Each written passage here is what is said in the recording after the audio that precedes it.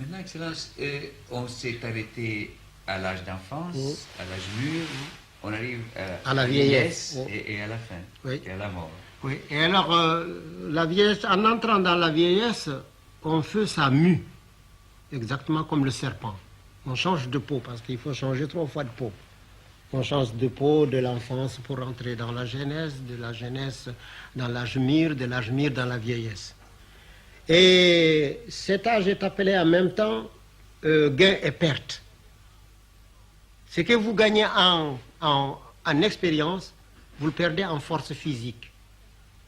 Et si vous tournez là, le vieillard tourne la pente, on dit qu'il va toujours vers la mort. Donc c'est la diminution. C'est pourquoi on dit que les idées qui ne sont que dans la tête des vieillards est une idée morte. Donc il faudrait la s'aimer dans la tête des jeunes. Et c'est pourquoi la tradition africaine s'occupe beaucoup de ces jeunes. Sans lui donner tous les droits, mais il met à sa disposition tous les moyens.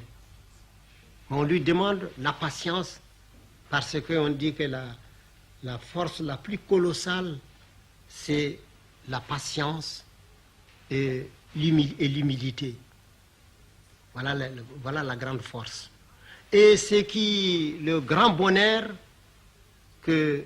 le plus grand bonheur que nous avons, c'est l'oubli et le sommeil. Le plus grand bonheur qu'on a donné à l'homme, c'est l'oubli et le sommeil. Parce que s'il n'oubliait pas, il serait tellement méchant que chaque jour il tuerait. Alors, s'il ne dormait pas, il ne pourrait pas réparer ses forces. Donc voilà le grand bonheur. Et on considère ça aussi en parlant dans l'âge, c'est dans l'âge mûr, c'est dans la vieillesse que le vieux parle des femmes. Parce que les questions des femmes est une question en Afrique. La femme n'est pas publique. La femme n'est pas publique. C'est un être divin qui est secret. Parce qu'on dit qu'il y a 11 forces dans la femme, tandis qu'il n'y en a que 9 dans l'homme. Alors on dit, et ces forces ont des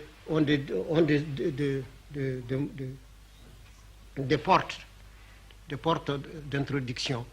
Il y en a 7 sur la tête. 1, 2, 3, 4, 5, 6, 7. Et c'est pourquoi on appelle c'est notre tête. Parce que c'est là la supériorité. Et quand vous coupez le cou, l'individu est mort. Vous pouvez couper le bras, vous pouvez ouvrir le ventre, mais le jour où vous coupez le cou, c'est fini.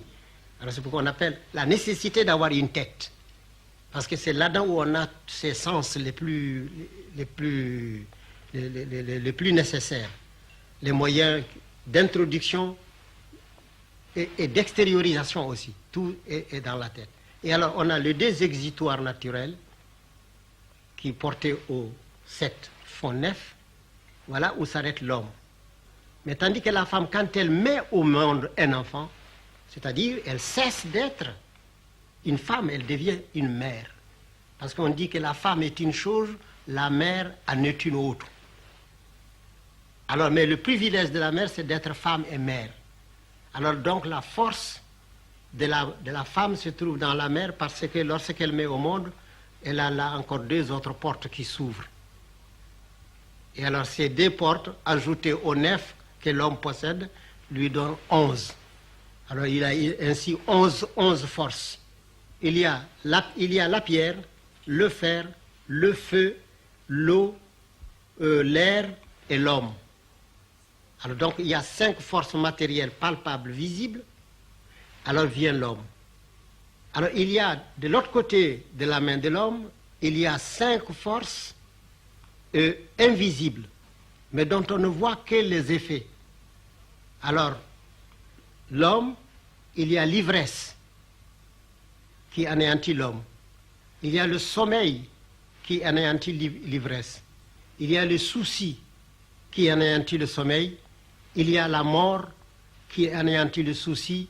Et il y a la résurrection, c'est-à-dire la vie dans ce qu'on appelle l'autre monde, qui anéantit alors la mort. Parce que pour nous, la mort n'existe pas. Pour l'Afrique traditionnelle, la mort n'existe pas. D'ailleurs, on ne dit pas mort, on dit changement de domicile. Parce qu'on est censé continuer à vivre dans une éternité. Pour la mort, on dit c'est que le défunt avait fait. Ses exploits, les largesses, sa bonté. C'est la famille qui chante les louanges? Ah non, non, tout le monde, la famille peut chanter. La famille peut, mais rarement la famille, parce qu'en Afrique, il est très mal vu de parler de soi. Et c'est pourquoi nous avons des griots qui viennent parler de vous. Il y a par exemple des pleureuses qui sont des pleureuses professionnelles. Or, ils pleurent à l'occasion quand un vieillard d'un grand âge meurt. Alors, deux fois le funérail dure des jours et des jours et des jours et des jours. Et il y a une nuit, il y a une semaine là-dedans où on passe toute la semaine, toute la nuit, du coucher au lever du soleil. Et alors, voyez-vous, c'est là où on fait toutes les généalogies. Alors, chaque occasion est une occasion de donner la généalogie parce que c'est ça qui nous sert de registre d'état civil. Alors, on vous dit, vous êtes fils d'un tel, fils d'un tel, fils d'un tel, fils d'un tel. Par exemple, je prends le cas d'El Hadj Omar. On veut dire, quand El Hadj Omar, alors on dit, Omar Seydou. Omar est fils de Seydou. Alors on dit, Omar Seydou, Antoumana, Koumou, Koudejo, Sadiga, Sangre, Bodeval, Ouboukoun, Yassin, Yaba, Dede, Mani, Annabi, Heller, Bouitori. Vous voyez, tout ça, ce sont ses grands-pères. Et alors après, on reprend la lignée en disant, ton père Seydou est le frère d'un tel qui a eu un tel comme enfant, un tel comme enfant, un tel comme enfant. Tel enfant de ton père a été tué dans telle bataille. Il est enterré à tel endroit. Alors le généalogiste vous dit où vous devez vous marier et quelles sont vos mésalliances. Alors il y a ces griots qui sont les généalogistes. Et il y a de cela une chose extraordinaire. Le gouverneur Engoulevent avait un commis expéditionnaire griot. Ces commis expéditionnaires partaient chaque samedi. Il ne venait pas au bureau, il allait faire le griot. Et alors son chef de bureau l'a fait révoquer pour inexactitude dans le service, on l'a révoqué. Et alors, lui, comme il est griot, il est allé demander des renseignements sur la généalogie et sur la biographie du gouverneur général Van Vollenhoven. Non, le gouverneur général Engoulevent. Alors, il a attendu un jour où on est allé à la course à Rufisque.